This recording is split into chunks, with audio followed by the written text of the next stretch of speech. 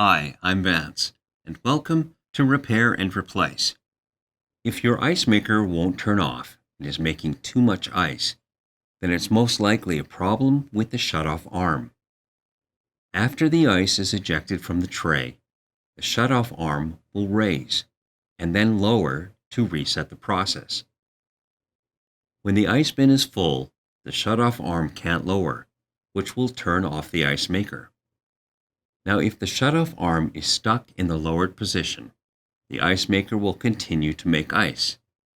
In some cases, the arm might be frozen and unable to move. Test to see if you can lift up the arm until it locks into place. This should turn off the ice maker. If it continues to make ice even when the arm is raised, then it's most likely a faulty controller inside of the ice maker.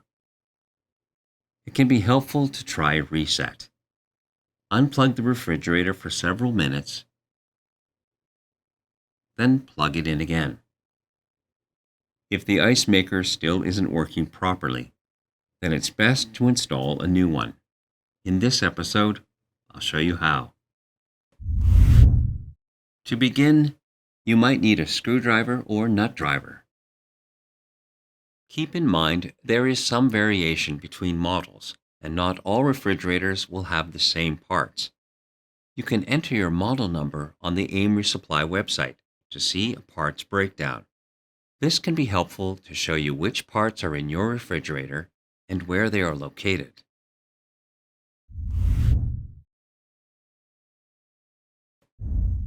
First, slide the refrigerator out from the wall. When there is enough room, unplug the cord to disconnect the power. Close the shutoff valve to turn off the water supply. In this case, you can work on the refrigerator in place with it still against the wall.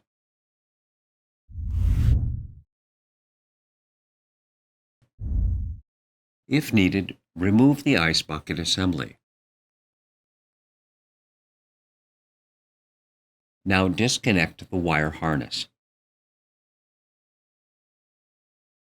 Loosen or remove the mounting screws.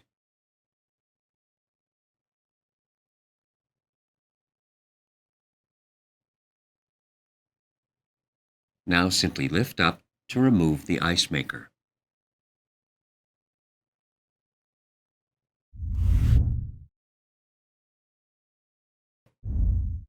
To install the ice maker, first slide it onto the mount. Now tighten the screws.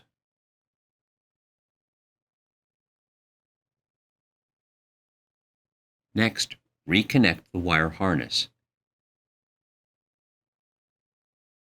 If needed, replace the ice bucket assembly.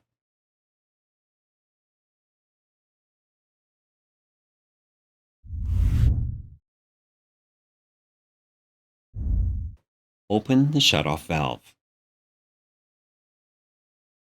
Plug in the cord to reconnect the power. Now slide it back into place.